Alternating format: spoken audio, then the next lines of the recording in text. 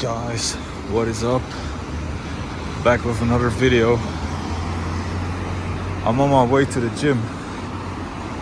Didn't do shit today. You know why? I wanted to go to the gym at 5. It is now 7:30. And I didn't go earlier because I was watching Ye's interview. And it got me hooked. And then I started watching all these videos about Ye and his career choices and the interviews and what he's doing. Yeah, went down a rabbit hole real quick. I don't know, I don't want to get political here. But what do you think of Ye? Of his recent actions?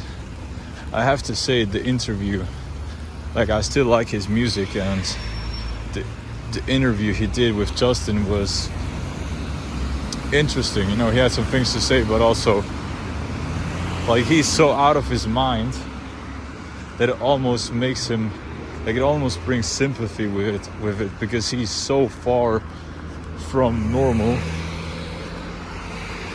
I don't know. I guess you can not like him, but you can't ignore him.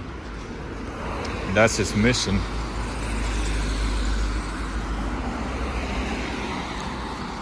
Always stay in the limelight. I didn't do almost no work today. Can count the hours of work on one hand. But you know, it's alright. Some days you're just not dialed in. Some days you don't get done. I have to stop cussing, I just realized. But only because you don't get stuff done doesn't mean that you're not on the right path. And I mean, I'm still going to the gym, you know, I'm still showing up for myself, even though I don't have to. I could just stay home, watch some more interviews, but I decided to still go because I'm on a mission too. And you shouldn't feel bad if you don't work 10 hours a day, and you don't have to work 10 hours a day to be successful. Like, success is really an act of definition. It's not the same to everyone. Some people, they want to work 12 hours a day. I don't. You know, 10 hours, I'm done. But like, some days I only work for 2 hours, some days I work for 10, but I'm still on my mission. I still know my values and what I'm up to and what I'm striving for. So next time you just don't feel like working, don't feel bad about that. If it's not like a manic, like, if it doesn't spread over months and years, you're good, man. And sometimes it's just little things that you have to do that get you out of that block. You know, I worked in the creative industry for a couple of years.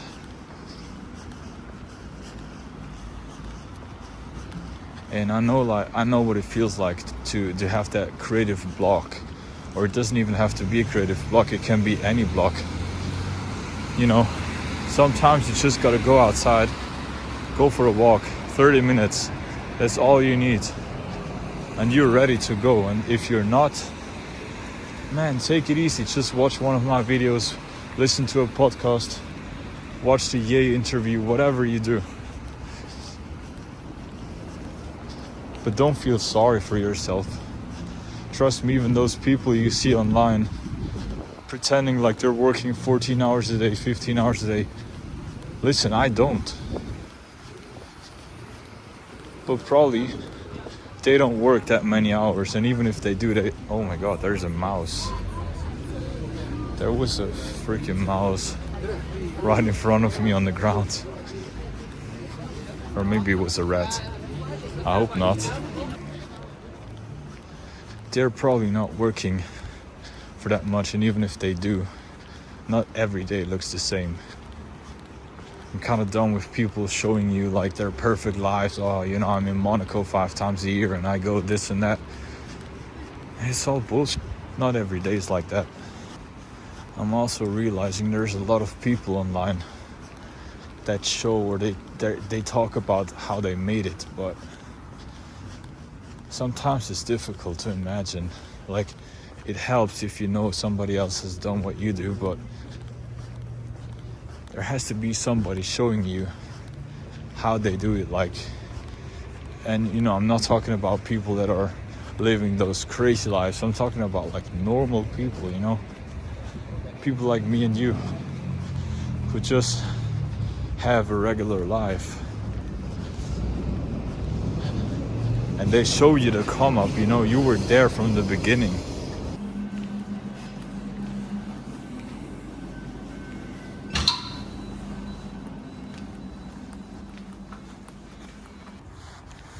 All right, I'm done with the gym.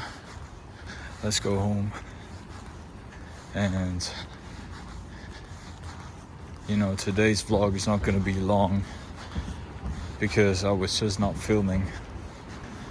Man, also I watched a video about Kendrick Lamar. Like, you know, there's this guy on YouTube, Volksgeist. He makes the best like biographies of people, the best I know. It's like 1 hour videos. He goes in depth of like different artists. You know, Tyler, Travis, Ye, Kendrick, and I think the most recent one is Kendrick, and I watched that today. And man, he talked about that beef that Kendrick and Drake had. And I gotta be honest, I was never really... I knew Kendrick from like after the Damn album came out. That's when I first heard of him, I think. And I probably heard some of the other songs on the radio before, of the older ones. But Damn was really the album that introduced me to him. But I never listened to him because I didn't like his voice, and I think like that's the biggest thing that all his critics say is like they don't like his voice. Because to me, nah, if I say that, people think I'm mean. Like, man, I appreciate, like, since I watched this video, I appreciate what he's done for the industry, for the culture. But in that whole beef between Drake and him, I didn't really know what's going on. And then today I figured out that Drake was actually supporting Kendrick's career early on. So probably Kendrick is so famous because of Drake. And I thought he was kind of snitching on Drake because the guy helped shape his career. And then he stabbed him in the back with the diss track. But now I got like, I think they have been beefing on for years before that. Also, Ye and Drake have been beefing for years, and now they don't have beefs anymore. But then Kanye said in the interview, he said only he could diss Kendrick and Drake couldn't, so he puts himself above Drake because he's, like we all know, Ye is the GOAT. He's the god. Nah, but you know what I mean. I don't know if you follow the Hollywood drama. I do sometimes because it's funny. As I said, man, yeah, I can't take that guy serious, but you can't ignore him. He's just funny. The things he says, there is some truth to it, and I do get some concepts, but like a lot of the stuff he talks about is just, you know, delusional. And then people say, you know, Kendrick's diss tracks were so much better, like Not Like Us, Destroy Drake. Man, I don't know.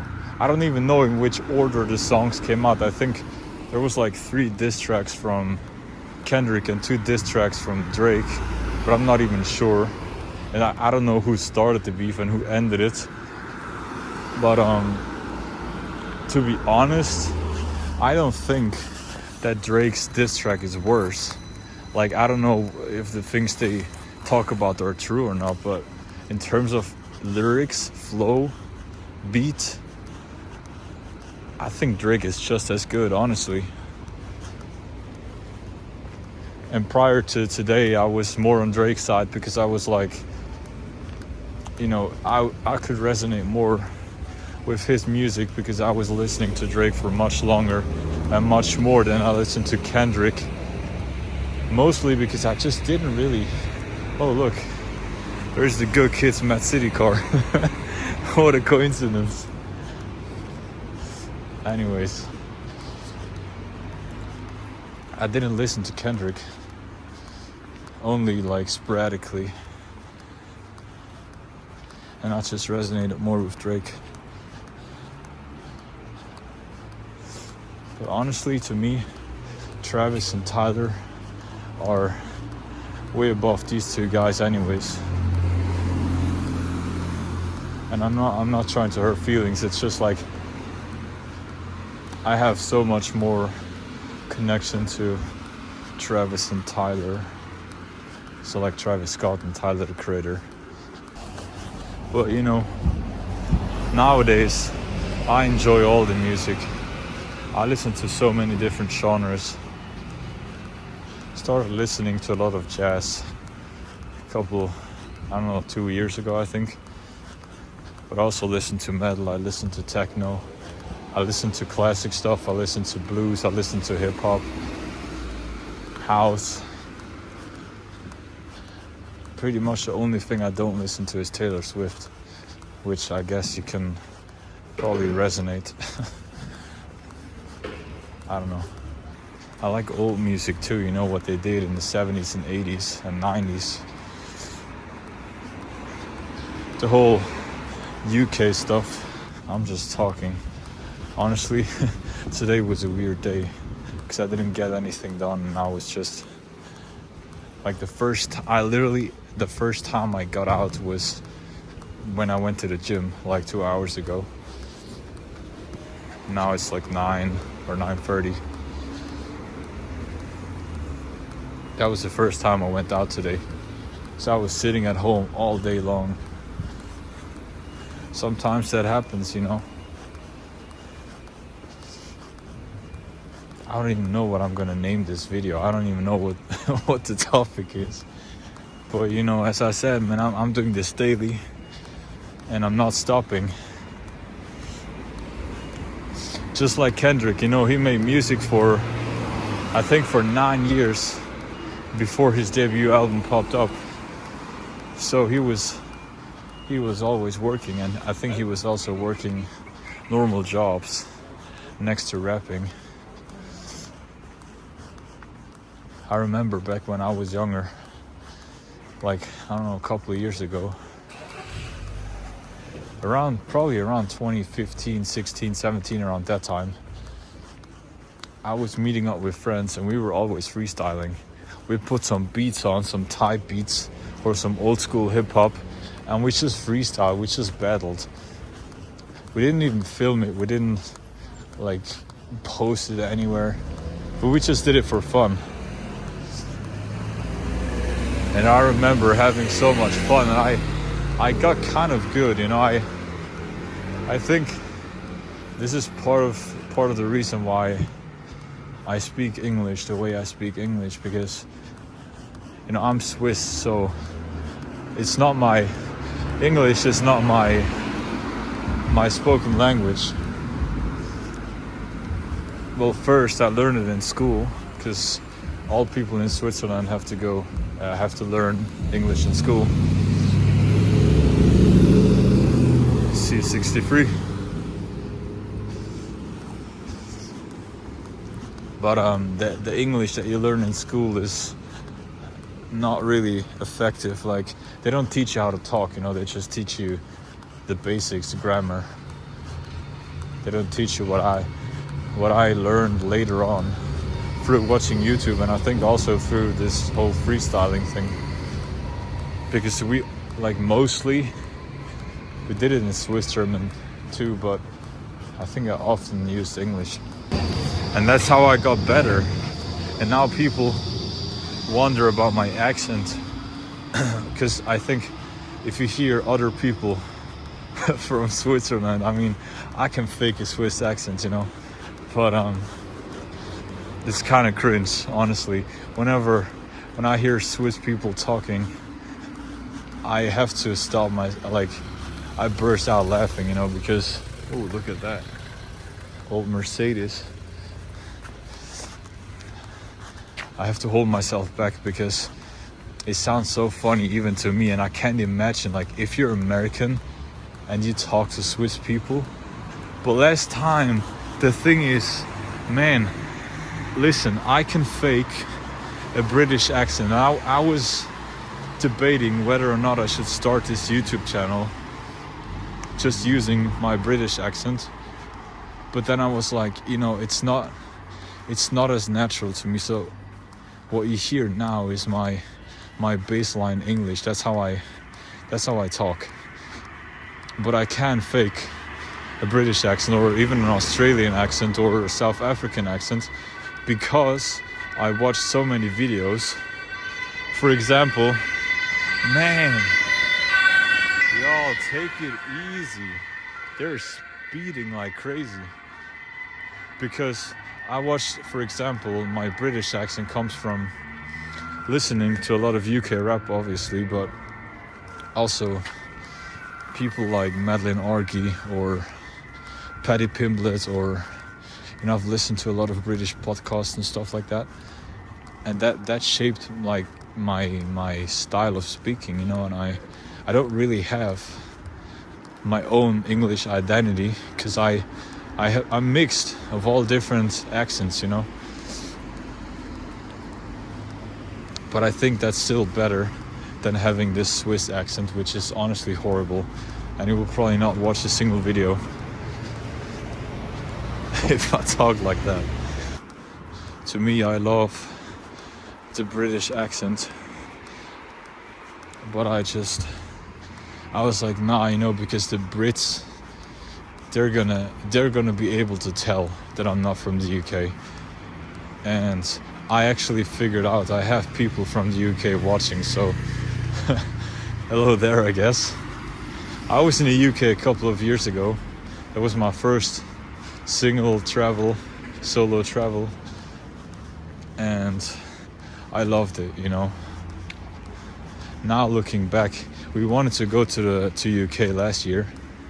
We forgot about Brexit, and I didn't have my passport, and they didn't let us in. And we had booked like Airbnbs and trains and all that, and we went from Paris with the train, and they didn't let us in, and we had to stay like half a week or 4 or 5 days more in Paris, because we were stuck. We couldn't get any further, and then we lost a whole lot of money just because they didn't let us in. And I was dumb enough to forget that in the meanwhile, since I was there last time, Brexit happened. But, you know, I forgot about Brexit, to be honest. And, you know, people say the UK is kind of depressing, and I agree. And now looking back, looking at Madeline Argy's videos that she recorded back in her car, like, it was always so grim outside. And I wonder, like, how are British people not depressed? You know, Brits have such a funny, like, they're so sarcastic, and I love that, because I'm sarcastic too. And I love the humor and like the vibe of people in the UK, and I love the accent, obviously. Who doesn't? I mean, honestly. But now I get it, you know. It is kind of depressing because they always have bad weather. Oh yeah, another guy that shaped my British quite a bit is Shmee150.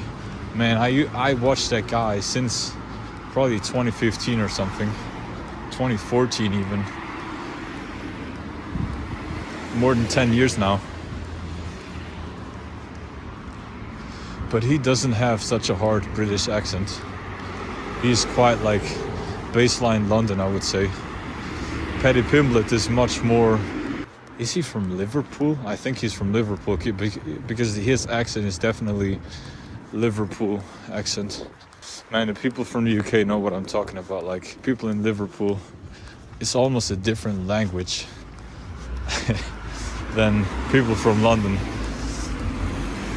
It's like in Switzerland, you know, people from Bern speak completely different than people from Zurich, and people from Basel speak different again. Okay, I mean, we have 4 different languages in Switzerland, so whatever. That's how I got to my English. So in case you wondered, now you know. Guys, I guess I'm gonna end the video here because it's getting really cold. But thanks for watching, and I'll see you in the next vlog.